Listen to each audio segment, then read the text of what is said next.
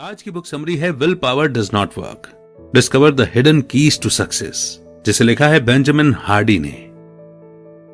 Benjamin Hardy एक psychologist और writer हैं। हार्डी ने 8 किताबें लिखी हैं जो सेल्फ इंप्रूवमेंट और सेल्फ मोटिवेशन पर फोकस करती हैं। वो अभी medium.com के नंबर 1 राइटर हैं। जरा अपने जॉब में एवरेज परफॉर्मेंस के रिजल्ट और वेट कम करने की अपनी नाकाम कोशिश के बारे में सोचिए। क्या आपको अपने वो सपने याद हैं जो आप अचीव करने से डरते थे? एक मिनट, खुद पर शर्मिंदा होने से पहले यह जान लीजिए कि प्रॉब्लम आप में नहीं है और ना ही आप में विल पावर की कमी है। प्रॉब्लम की असली जड़ है आपका माहौल, एनवायरनमेंट। सुनने में थोड़ा अजीब लगता है ना, मगर इस समरी में आपको वो जानकारी मिलेगी जो आपको ये यकीन दिला देगी कि आपके माहौल का आप पर कितना गहरा असर पड़ता है। और अगर आपने इसे चेंज करना सीख लिया, जिसका सॉल्यूशन इस समरी में बताया गया है, तो फिर आप वो कर सकते हैं जो करना चाहते हैं। आपका अपनी लाइफ पर कंट्रोल हो जाएगा। तो अगर आप ये कंट्रोल पाना चाहते हैं तो आइए शुरू करते हैं आज की book summary, will power does not work, only on गीगल। न्यू ईयर पर रेजोल्यूशन सब लेते हैं। हर कोई नए साल की शुरुआत में कुछ न कुछ प्रॉमिस करता है। जैसे कुछ लोग सोचते हैं कि वो डाइट करेंगे और कुछ लोग स्मोकिंग और ड्रिंकिंग छोड़ने का फैसला करते हैं, जबकि कुछ लोग अपनी बुरी आदतें छोड़ने की कोशिश करते हैं। मगर फिर क्या होता है? कुछ दिनों तक तो हम अपना रेजोल्यूशन फॉलो करते हैं, लेकिन फिर वही अपनी पुरानी आदतें अपना लेते हैं, या यूं कहें कि अपनी पुरानी आदतें हम छोड़ ही नहीं पाते हैं। और फिर कोई अगर हमसे पूछे कि आपने अपना न्यू ईयर रेजोल्यूशन कंप्लीट क्यों नहीं किया, तो आप जवाब देते हैं कि बस मुझसे हो नहीं पाया, क्योंकि आपके अंदर खुद को चेंज करने की विल पावर ही नहीं है। मगर ऐसा कुछ भी नहीं है। हम ये नहीं बोल सकते कि मुझसे नहीं हो पाया। किसी काम में सक्सेसफुल होने ना होने के लिए हम विल पावर का बहाना नहीं बना सकते। तो आप इस समरी में उन स्ट्रेटजीज के बारे में जानेंगे जो हमें सक्सेसफुल होने के लिए चाहिए। आप समझेंगे कि अपने एनवायरनमेंट को चेंज करना ही सक्सेस का सीक्रेट है। आप जानेंगे कि लाइफ में छोटे छोटे चेंजेस भी बड़ा इंपैक्ट डाल सकते हैं। तो क्या आप तैयार हैं अपना बेस्ट सेल्फ बनने के लिए? आइए फिर शुरू करते हैं ये journey. How your environment shapes you. 12th century के दौरान साइकोलॉजिस्ट्स का फोकस इंसान के बिहेवियर पर होता था। साइकोलॉजिस्ट दावा करते हैं कि किसी इंसान के गोल्स और उसका माइंडसेट ही ये तय करते हैं कि उसके बिहेवियर में क्या क्या चेंजेस आ सकते हैं। यह उन दिनों एक कॉमन नॉलेज बन गई थी। मान लो कि कोई इंसान डेली 1 पैकेट सिगरेट पीने की अपनी हैबिट छोड़ना चाहता है, तो इस थ्योरी के हिसाब से वो इंसान अगर अपना माइंडसेट चेंज करेगा तो उसकी स्मोकिंग हैबिट छूट जाएगी। उसे समझ आ जाएगा कि स्मोकिंग हेल्थ के लिए हानिकारक होता है और अगर वो स्मोकिंग नहीं छोड़ेगा तो जल्दी मर भी सकता है। मगर बाद में यह थ्योरी उतनी ज्यादा एक्सेप्ट नहीं की गई। अपना माइंडसेट या गोल्स चेंज करने का मतलब यह नहीं है कि आपका बिहेवियर भी चेंज हो जाएगा। एक स्मोकर का अपनी स्मोकिंग को लेकर माइंडसेट चेंज करना ज्यादा दिन नहीं चलेगा, क्योंकि फाइनली उससे रहा नहीं जाएगा और वो वापस स्मोकिंग करने लगेगा। क्या आप जानते हैं कि इसका कारण क्या है? कारण यह है कि उसका एनवायरनमेंट यानी कि माहौल उसे स्मोकिंग छोड़ने नहीं दे रहा है। पहली बात तो यह कि वो बचपन से अपने पेरेंट्स को स्मोकिंग करते हुए देख रहा है, और जब वो बड़ा होकर जॉब करता है तो उसे कलीग्स भी ऐसे मिलते हैं जो स्मोक करते हैं और उनके साथ वो सिगरेट ब्रेक्स में जाने लगता है। अगर आपके चारों तरफ आपके मन को ललचाने वाला माहौल हो तो बुरी आदत छोड़ना और भी मुश्किल हो जाता है। इंसान शुरू में खुद को सिगरेट जलाने से रोक भी ले, पर आखिरकार उसकी विल पावर और खुद को कंट्रोल करने की एबिलिटी काफी लिमिटेड होती है और लास्ट में वो खुद को रोक नहीं पाएगा। अगर आप चेंज लाना चाहते हैं तो आपको पहले अपना माहौल चेंज करना होगा। इसमें आपके आसपास के लोग और सोसाइटी भी शामिल हैं। अब वापस उस स्मोकिंग हैबिट वाले इंसान पर आते हैं। अगर वो उस वक्त पैदा होता जब स्मोकिंग हर जगह अलाउड थी, तब शायद वो फ्री होकर कहीं भी स्मोकिंग कर लेता। मगर स्मोकिंग के रूल्स अब स्ट्रिक्ट हो गए हैं, इसीलिए उसे अब स्मोकिंग करने के लिए ऐसी खास जगह ढूंढनी होगी जो खास तौर पर स्मोक करने के लिए बनाए गए हैं। आप जहां चाहें वहां स्मोकिंग नहीं कर सकते, क्योंकि यह आपके साथ साथ दूसरों को भी नुकसान पहुंचाता है। स्मोकर्स का माहौल उन्हें काफी हद तक स्मोक करने के लिए उकसा सकता है। आपको जगह जगह कई स्मोकिंग स्पॉट्स मिल जाएंगे।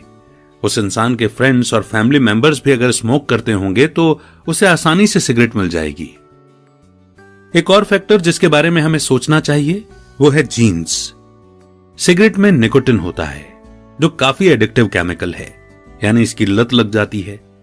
सब्सटेंस अब्यूज की वजह से भी इंसान स्मोक कर सकता है क्योंकि यह एडिक्शन उसे विरासत में मिली है।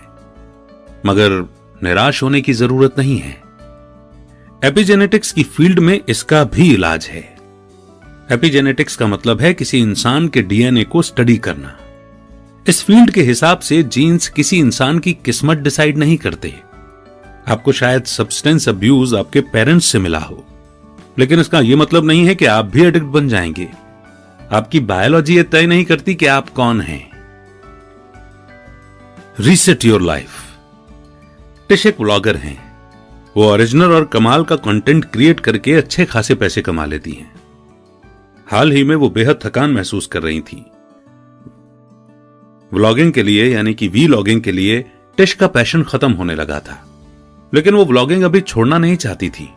लेकिन उसे यह भी डर था कि कहीं वो गंभीर थकान का शिकार ना हो जाए। फिर उसे एक आइडिया आया, अगर वो और उसकी फैमिली ट्रैवल करे तो कैसा रहे, साथ ही वो सोशल मीडिया डिटॉक्स पर भी चली जाए तो कैसा रहेगा। टिश की फैमिली को यह आइडिया पसंद आया। फैमिली का सपोर्ट मिलने के बाद टिश ने घूमने का प्रोग्राम बनाया। टिश और उनकी फैमिली पूरे यूनाइटेड स्टेट्स में घूमे और इस दौरान उसने सोशल मीडिया प्लेटफॉर्म से पूरी तरह दूरी बना रखी थी। रूटीन और माहौल चेंज हुआ तो टिश एक बार फिर एनर्जी से भरा हुआ फील करने लगी। कंटेंट क्रिएशन का उसका पैशन लौट आया था, बल्कि उसे अपने वीलॉग के लिए और भी एक्साइटिंग और नए नए आइडियाज आने लगे थे। टिश का डिसीजन काफी रिस्की तो था, पर लाइफ चेंजिंग भी था, जिसने उसे फर्स्ट पीक एक्सपीरियंस दिया। पीक एक्सपीरियंस उस चीज को कहते हैं जब आप एक रेयर और एक्साइटिंग मोमेंट को एक्सपीरियंस करते हैं। एक ऐसा एक्सपीरियंस जो आपके माइंड को रिफ्रेश कर दे और लाइफ को देखने का आपका नजरिया बदल दे। एक रिलैक्स्ड और नया माहौल आपको खुद से रिकनेक्ट करने में मदद करता है। इस टाइप के एनवायरनमेंट में ही ब्रिलियंट आइडियाज आते हैं। इसीलिए पीक एक्सपीरियंस पाने के तरीके ढूंढो। दूसरे शब्दों में कहें तो रूटीन लाइफ से ब्रेक लेना बेहद जरूरी है। काम के बीच में 1-2 दिन का टाइम निकालकर रिलैक्स करो। अपनी करंट सिचुएशन के बारे में सोचो। सोचने का मतलब है अपनी प्रायोरिटीज को याद रखना और उन पर फोकस करना। किसी बोर्ड की तरह आपको इसे चेक करना होगा ताकि आप अपने सेल को सही रास्ते की तरफ एडजस्ट कर सके। यह आपको अपने वेकेशन के दौरान अपने थॉट्स लिखने में भी हेल्प करेगा। नीचे दिए गए सवाल आपको अपने जर्नल की शुरुआत करने में हेल्प करेंगे। आपके प्लान्स क्या हैं? आप उन्हें अचीव करने के लिए क्या कर रहे हैं? अभी हाल ही में आपने किस जीत या हार को एक्सपीरियंस किया है? ज्यादा से ज्यादा जीत हासिल करने के लिए आप क्या क्या कर सकते हो? अपनी हार से आपको क्या लेसन मिला? आपके किसी फ्रेंड या फैमिली मेंबर के साथ क्या कभी कुछ ऐसा हुआ था जिसने आप पर एक गहरी छाप छोड़ी हो? अगले कुछ हफ्तों के लिए आपके प्लान्स क्या हैं? लास्ट वीक आपने कौन से लेसन सीखे थे जो आप नेक्स्ट वीक अप्लाई करना चाहोगे? क्या कुछ ऐसा है जो आपको आने वाले दिनों के लिए हर हाल में करना है? सोचना आपको जानकारी या समझ देता है। ये सवाल आपको उस वक्त रीफोकस करने में मदद करेंगे जब रोजमर्रा की जिंदगी आपको डिस्ट्रैक्ट करती है। जब आप पीक स्टेट पर हों तब इन सवालों का जवाब दिया जाना चाहिए। यह आपको कुछ करने और बेहतर होने में मोमेंटम देने में मदद करेगा। नेक्स्ट चैप्टर है चेंज योर डिफॉल्ट ऑप्शंस। जब आप ऑफिस या स्कूल से घर आते हो तो क्या करते हो? टीवी देखते देखते चिप्स खाते हो या अपना ट्विटर फीड चेक करते हो जो आपने 1 घंटे पहले डाला था? कोई काम जो आप बिना सोचे समझे करते हैं उसे डिफॉल्ट बिहेवियर कहते हैं। इसमें आप ऑटोमेटिकली कोई काम करने लगते हैं क्योंकि वो आपके डेली रूटीन का पार्ट होता है। अपने बिहेवियर को चेंज करने का सबसे इजी तरीका है कि आप अपना डिफॉल्ट ऑप्शन चेंज करें। सुनने में अजीब लगता है ना, मगर ये 100% सच है। जैसे मान लो कोई एम्प्लॉय अगर ये सोचता है कि वो एवरेज है क्योंकि उसके कोवर्कर्स और एनवायरनमेंट एवरेज है, जबकि हकीकत तो ये है कि वो एम्प्लॉय बहुत ही क्वालिफाइड और काबिल है, लेकिन सिर्फ अपने माहौल की वजह से उसे ऐसा लगता है कि वो एवरेज है। एक और एग्जाम्पल लेते हैं ये पता करने का कि आपका माहौल कैसे आपके बिहेवियर को अफेक्ट करता है। कैनेडियन साइकोलॉजिस्ट ब्रूस एलेक्जेंडर ने एडिक्शन यानी कि लत को समझने के लिए चूहों का इस्तेमाल किया। ब्रूस ने एक छोटे से पिंजरे में एक चूहे को रखा और 2 पानी की बोतलें रख दी। एक बोतल में पानी था और दूसरे में भी पानी ही था, पर उसमें हेरोइन और कोकेन जैसे ड्रग्स मिले हुए थे। जितने भी चूहे इस एक्सपेरिमेंट में यूज किए गए थे, सबने ड्रग्स मिला हुआ पानी का ओवरडोज लिया था। कुछ सालों बाद ब्रूस ने यही एक्सपेरिमेंट थोड़े बड़े लेवल पर किया। उन्होंने एक बड़े लेबोरेटरी रूम, जिसे रैट पार्क का नाम दिया गया, उसमें कई हजार चूहों को रखा। अब चूहों के पास छोटे से पिंजरे के बजाय एक बड़ा सा रूम था, जहां अलग अलग टाइप की चीजें रखी हुई थी, जैसे खाने के लिए चीज और चूहों के खेलने के लिए खिलौने। उनके साथ खेलने के लिए इतने सारे चूहे भी तो थे। पहले वाले एक्सपेरिमेंट की तरह ही इसमें भी पानी की 2 बोतलें रखी गई थी। एक में सादा पानी था, जबकि दूसरे में हेरोइन और कोकेन मिला हुआ पानी था। रेड पार्क में ड्रग्स मिलाया हुआ पानी बहुत कम पिया गया था। एक भी चूहे ने इसका ओवरडोज नहीं लिया था। तो यह एक्सपेरिमेंट क्या बताता है? यही कि आपका माहौल आपके बिहेवियर को ट्रिगर करता है। आपको भी अगर किसी रूम में अकेला छोड़ दिया जाए जहां सिर्फ ड्रग के अलावा और कुछ भी ना हो, तो आप भी ड्रग जरूर लेंगे। आप जितना किसी बिहेवियर को रिपीट करते हैं, उतना ही वो आपके लिए छोड़ना मुश्किल होगा और आपको उसकी इतनी ज्यादा लत लग जाएगी कि आपके लिए उसे छोड़ पाना मुश्किल हो जाएगा। फिर वो आपके लिए सांस लेने जैसा हो जाएगा। एक और एग्जाम्पल से समझते हैं कि आपका माहौल कैसे आपको ट्रिगर करता है। एक स्मोकर अपनी कंपनी का एंट्रेंस देखता है जहां वो काम करता है। एंट्रेंस देखते ही उसे सिगरेट सुलगाने की तलब हो जाती है। तो अब ये स्मोकर खुद को इस ट्रिगर से कैसे बचा सकता है, और वो भी तब जब उसे बिल्डिंग में अंदर जाने के लिए उसी से होकर गुजरना होगा। अब फिर से हम आपको याद दिला दें कि किसी बिहेवियर को चेंज करने का सबसे इजी तरीका है अपने डिफॉल्ट ऑप्शन को चेंज करना। उस आदमी का डिफॉल्ट ऑप्शन है एंट्रेंस के जरिए बिल्डिंग के अंदर जाना, और वो एंट्रेंस को देखते ही सिगरेट सुलगा लेता है। मगर अगर वो किसी और दरवाजे से बिल्डिंग में जाए तो शायद वो खुद को ट्रिगर होने से रोक सके। अपने अनचाहे बिहेवियर और उन फैक्टर्स के बारे में सोचिए जो उन्हें ट्रिगर करते हैं। क्या आपको आधी रात को भूख लगती है? क्या आप खाने के बाद हमेशा मीठा खाते हैं? क्या आपको नाखून चबाने की हैबिट है? और शायद आपने भी दूसरे लोगों की तरह खुद में बड़े बड़े बदलाव लाने की कोशिश की होगी, लेकिन एक छोटा सा चेंज ज्यादा इंपैक्ट डालता है। इसीलिए छोटे बदलावों से शुरुआत करें, क्योंकि आप रातों रात उन आदतों को नहीं बदल सकते जो कई सालों से आपके अंदर बैठी हुई हैं। तो अगली बार जब आपको आधी रात को भूख लगे तो मिडनाइट स्नैक्स खाने के लिए अपने उल्टे हाथ का इस्तेमाल कीजिए।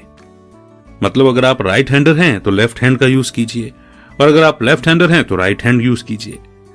कुछ मीठा खाने का मन करे तो पहले 5 मिनट का ब्रेक लीजिए। अगर आपको अपने नाखून चबाने का मन करे तो हर उंगली के बीच पॉज लीजिए और सोचिए कि क्या यह सही है। यहां आपका गोल है उस बिहेवियर को भूलना जो आपने अनकॉन्शियसली डेवलप कर लिया है। जब आप अपने रूटीन में पॉज लेते हैं या उसमें रुकावट डालते हैं तो आपको अपने बिहेवियर के बारे में सोचने का मौका मिलेगा। डेली छोटे छोटे बदलावों को रिपीट करने से आप नई आदतें डेवलप कर पाएंगे। नेक्स्ट चैप्टर है grow into your goals. John Burke एक पियानो प्लेयर हैं। उन्हें बेस्ट न्यू एज एल्बम के लिए ग्रैमी अवार्ड के लिए भी नॉमिनेट किया गया था। इस एल्बम में एक गाना था अर्थ ब्रेकर। इस गाने की इंस्पिरेशन उन्हें उन एक्सपीरियंसेस और फीलिंग्स से मिली थी जो भूकंप के वक्त इंसान को होती हैं। अर्थ ब्रेकर बेहद फास्ट और अपबीट सॉन्ग है, और हैरानी की बात यह थी कि जॉन ने यह गाना कंपोज तो कर लिया, पर वो इसे प्ले नहीं कर पाए। वो श्योर नहीं थे कि उनमें इतना कॉम्प्लेक्स गाना प्ले करने की स्किल है।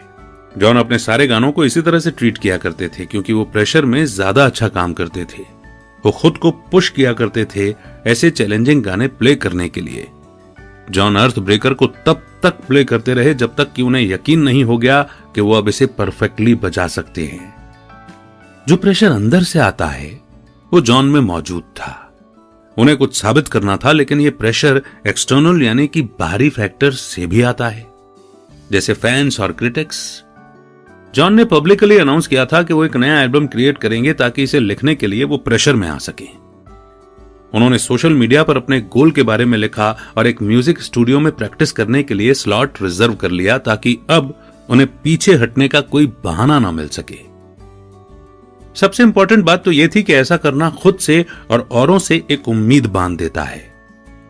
क्या आप अपनी किसी स्किल को और इंप्रूव करना चाहते हैं तो उनसे कंपटीशन करो जिनके पास आपसे ज्यादा हायर स्किल्स हों।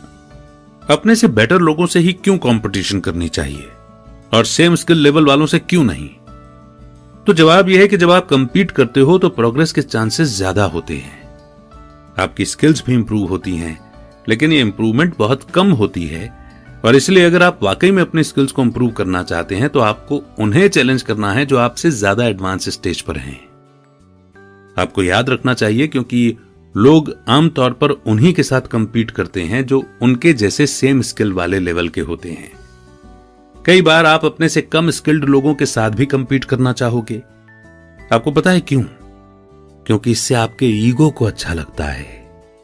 मगर अपने से बेहतर लोगों से कंपीट करने पर आपको भी बेहतर परफॉर्म करने के लिए मोटिवेशन मिलती है, क्योंकि जब आप उनके लेवल तक पहुंचने की कोशिश करेंगे तो खुद के लिए ऊंचा स्टैंडर्ड सेट कर लेंगे और उनसे कमतर या नीचे फील करने के बजाय आप उन्हें स्टडी करना शुरू कर देंगे और ये सवाल पूछने लगेंगे कि ये लोग ऐसा क्या अलग करते हैं, क्यों आप अभी तक उनके लेवल पर नहीं पहुंच पाए, आपको ऐसा क्या चाहिए जो आप में इंप्रूवमेंट ला सके। और इस तरह लगातार इंप्रूव करने के तरीके ढूंढकर आप भी जल्दी ही अपनी पीक कंडीशन पर पहुंच जाएंगे।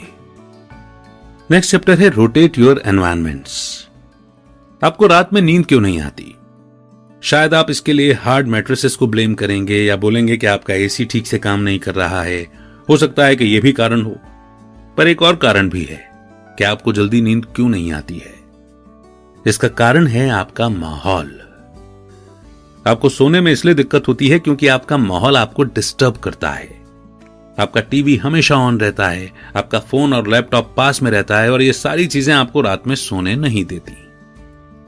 आप गहरी नींद तभी सो पाएंगे जब आप अपने बेडरूम में से ये सारे डिस्ट्रैक्शन की चीजें हटा देंगे। नींद के अलावा अपने माहौल को चेंज करने से आप अपने काम की क्वालिटी को भी इंप्रूव कर सकते हैं। दूसरे शब्दों में कहें तो आपका फिजिकल स्पेस ये डिसाइड कर सकता है कि आप किसी टास्क को कितने अच्छे से कर सकते हैं। एक टिपिकल जॉब रोज 8 घंटे की होती है। आपको पूरा दिन एक कैबिन में बैठकर काम में एक्सीलेंट रिजल्ट देना पड़ता है, मगर ये कल्चर अब काफी आउटडेटेड हो गया है। कई ऑर्गेनाइजेशन अब अपने एम्प्लॉयज को एक फ्लेक्सिबल शेड्यूल और वर्क सेटअप प्रोवाइड करते हैं। एम्प्लॉयज अब पहले से कम घंटे काम करते हैं और वर्क फ्रॉम होम का भी ट्रेंड चल पड़ा है। एक स्टडी दिखाती है कि ऑफिस में लोगों को क्रिएटिव आइडिया मुश्किल से ही आते हैं। क्रिएटिव आइडिया नेचुरली तभी आते हैं जब लोग अलग अलग जगहों जैसे घर, पब्लिक ट्रांसपोर्टेशन, किसी लाइब्रेरी या कॉफी शॉप में होते हैं। नया जॉब कल्चर इस बात को समझता है कि फोकस्ड वर्क डेली कुछ घंटों तक रहता है। फोकस्ड वर्क आपकी हाई प्रोडक्टिविटी और एनर्जी लेवल को दिखाता है। सेम जगह या माहौल में रहना मेंटली काफी थका सकता है। सोचो, जब आप स्टूडेंट थे तब मैथ्स के एक कॉम्प्लेक्स प्रॉब्लम को 1 घंटे तक सॉल्व करते रहने से आप कितना थक जाते थे। आप बड़े होकर भी सेम थकान फील कर सकते हो। आपकी डेली लाइफ की प्रॉब्लम्स और स्ट्रेस आपको थकान फील करा सकती हैं। अगर आप अपने काम पर फोकस करना चाहते हैं और अच्छा परफॉर्म करना चाहते हैं तो अपने माहौल को बदलिए। नया माहौल आपके एनर्जी लेवल को रिफ्रेश करेगा और आपके ब्रेन को एक्टिव रहने में मदद करेगा। यही कारण है कि बीच बीच में ब्रेक लेने की सलाह दी जाती है। मान लो अगर आपको अपने डेस्क पर बैठे बैठे घंटों हो गए हैं तो थोड़ी देर के लिए खड़े हो जाइए और 5 मिनट के लिए वॉक कीजिए। आप सोचेंगे कि थोड़ा सा वॉक करने से क्या होगा, पर जब आप वापस डेस्क पर लौटेंगे ना तो आपको इसका असर दिखने लगेगा। हैरी मिशेल एक ऑथर और एंटरप्रेन्योर हैं जो हमेशा अपना माहौल चेंज करते रहते हैं। वो जानते हैं कि उनका मेंटल स्टेटस उनके माहौल की वजह से कितना ज्यादा इफेक्ट होता है। तो हैरी एक ही माहौल में 2 दिन से ज्यादा नहीं टिकते। हैरी ये भी डिसाइड करते हैं कि वो किसी जगह में किस तरह का काम करेंगे। जैसे कि उनका सोहो न्यूयॉर्क में घर है जिसे वो सिर्फ राइटिंग के लिए यूज करते हैं। हैरी ने यह जगह इसलिए चूज की है क्योंकि वहां कोई वाईफाई नहीं है और सिग्नल भी काफी खराब है। हैरी यहां बिना डिस्टर्ब हुए अपने राइटिंग का काम कर सकते हैं। अपना माहौल चेंज करने का मतलब ये नहीं है कि आप अपना घर ही चेंज करते फिरो। आप अपने घर के अलग अलग एरिया को अलग अलग काम के लिए यूज कर सकते हैं। जैसे कि नए आइडियाज के लिए दिमाग के घोड़े दौड़ाने की जरूरत होती है, तो उसके लिए आप अपना किचन यूज कर सकते हैं, या ड्राफ्ट लिखने के लिए आप अपना लॉन यूज कर सकते हैं। आप अपने सेंसेस भी यूज कर सकते हैं, जिससे कि ऐसा लगे कि जैसे आप एकदम अलग जगह में हो। उदाहरण के लिए किचन में आइडिया के बारे में सोचते हुए आप पॉप म्यूजिक सुन सकते हो, और अपने एसे या मैन्यूस्क्रिप्ट को लिखते वक्त आप क्लासिकल म्यूजिक एंजॉय कर सकते हो। नेक्स्ट चैप्टर है never forget where you came from. Fiona Mutesi Uganda की चेस प्लेयर हैं। अपने देश युगांडा की चेस हिस्ट्री में वो अब तक की फर्स्ट टाइटल्ड फीमेल प्लेयर हैं। मगर फियोना को ये नाम और शोहरत इतनी आसानी से नहीं मिली है। फियोना का बचपन संघर्षों से भरा था। उनका परिवार युगांडा के झोपड़पट्टी वाले इलाके में रहता था, जहां लोगों को 2 वक्त की रोटी भी बड़ी मुश्किल से मिल पाती थी। फियोना की मां इतनी गरीब थीं कि फियोना को कभी स्कूल नहीं भेज पाई। इसलिए 9 साल की छोटी उम्र में स्कूल जाने के बजाय फियोना सड़क पर कॉर्न बेचा करती थी। यह उनके शहर का हाल था, जहां तकरीबन हर परिवार ऐसी ही जिंदगी गुजार रहा था। एक दिन कॉर्न बेचते बेचते फियोना एक स्कूल के सामने से गुजरी। इस स्कूल में एक स्पोर्ट्स आउटरीच इंस्टीट्यूट चल रहा था। ये इंस्टीट्यूट फ्री में चेस सिखाने के साथ साथ उन बच्चों को फ्री में दलिया भी देते थे जो उनसे सीखने आते थे। फियोना ने जब दूसरे बच्चों को चेस खेलते हुए देखा तो उनमें भी इस गेम को खेलने की गहरी इच्छा हुई। अब उन्होंने प्रैक्टिस करने के लिए रोज स्कूल जाना शुरू कर दिया। कई महीने गुजर गए। फियोना अब तक काफी अच्छा चेस खेलने लगी थी। वो इस हद तक एक्सपर्ट हो गई थी कि अपने से बड़े बच्चों को भी हराने लगी थी। फियोना ने चेस में कई कंपटीशन जीते और हर जीत के साथ उनकी स्किल्स भी इंप्रूव होती चली गईं। इसी के साथ फियोना की लाइफ में भी कई बदलाव आए, जैसे कि वो अपने गरीब शहर को छोड़कर एक बड़े शहर में आ बसी थी और उन्हें 3 वक्त भरपेट खाना मिलता था और पहनने को अच्छे कपड़े भी। फियोना जिस तंगी और गरीबी के माहौल में पली बड़ी थी, उससे वो बाहर निकल आई थी। लेकिन फियोना की मां इन सबसे खुश नहीं थी। उन्हें लगता था कि चेस की वजह से फियोना का दिमाग खराब हो गया है। लेकिन फियोना का दिमाग बिल्कुल खराब नहीं हुआ था, बल्कि उन्होंने अपने लिए बेहतर माहौल क्रिएट कर लिया था, जहां वो चेस में नए रिकॉर्ड सेट कर सकती थी। आज भले ही फियोना ने पैसा और शोहरत कमा लिया है, लेकिन वो अपनी जड़ें कभी नहीं भूली। फियोना ने खुद को और अपनी मां को गरीबी से बाहर निकाला। वो गरीबी में पैदा जरूर हुई थी, पर गरीबी भी फियोना को अपने सपने पूरे करने से नहीं रोक पाई। क्या आप जानते हैं कि साइंटिफिकली यह साबित हुआ है कि परिवार में जो प्यार और जुड़ाव होता है वो हमारी सक्सेस पर गहरा असर डालता है। साइकोलॉजिस्ट मार्शल ड्यूक और डॉक्टर रॉबिन फिवश ने एक स्टडी से इस बात को साबित किया है। डॉक्टर ड्यूक और डॉक्टर फिवश ने एक psychological measure do you know, यानी कि क्या आप जानते हैं, ये बनाया। ये एक सर्वे था जिसमें परिवार से जुड़े सवाल रखे गए थे। इसमें आपके पेरेंट्स और ग्रैंड पेरेंट्स कहां रहते थे, यहां से लेकर आपकी फैमिली में कौन सी बीमारी है जैसे सवाल शामिल थे। साइकोलॉजिस्ट ने कई बच्चों को इस सर्वे का जवाब देने के लिए कहा। रिजल्ट से यह पता चला कि जो बच्चे अपने फैमिली के साथ ज्यादा कनेक्टेड थे, उनका अपनी लाइफ पर ज्यादा कंट्रोल था, और यह चीज उनके सेल्फ एस्टीम के लेवल और लाइफ को लेकर उनके नजरिए में साफ झलकती थी। चला कि जो बच्चे अपने फैमिली के साथ ज्यादा कनेक्टेड थे, उनका अपनी लाइफ पर ज्यादा कंट्रोल था, और यह चीज उनके सेल्फ एस्टीम के लेवल और लाइफ को लेकर उनके नजरिए में साफ झलकती थी। कुल मिलाकर स्ट्रांग फैमिली सपोर्ट का होना आपकी पूरी पर्सनैलिटी और ग्रोथ में काफी काम आता है। फैमिली बॉन्डिंग के अपने फायदे हैं। जब आप फेल होते हैं तो आपकी फैमिली ही आपका सपोर्ट बन जाती है और आपको एनकरेज करती है, और आपके सक्सेसफुल होने पर वही आपको हम्बल बनना सिखाती है, क्योंकि नाम और शोहरत किसी को भी घमंडी बना सकते हैं। सक्सेस को कभी अपने सिर मत चढ़ने दो। हालांकि ये काफी मुश्किल है, क्योंकि आपके बिहेवियर में कहीं ना कहीं आपका घमंड झलक जाएगा। आपको पता भी नहीं चलेगा कि आप कब घमंडी बन गए, और तब हमारी फैमिली और फ्रेंड्स ही हमें अपनी जड़ों के बारे में याद दिलाते हैं। वो हमें याद दिलाते हैं कि हम कहां से चलकर यहां तक पहुंचे हैं। वो आपको सक्सेस और अवार्ड मिलने से पहले से जानते हैं। इसके अलावा उनकी हेल्प के बिना आप शायद इस मुकाम तक नहीं पहुंच पाते। बेशक अपनी अचीवमेंट्स को लेकर कॉन्फिडेंट और गर्व फील करें, पर यह कभी ना भूलें कि आप कहां से आए हैं। और अब वो मोड़ बहुत जल्द एक नई बुक समरी के साथ फिर होगी आपसे मुलाकात। तब तक रखिए अपना बेहतर ख्याल। जय हिंद, जय भारत।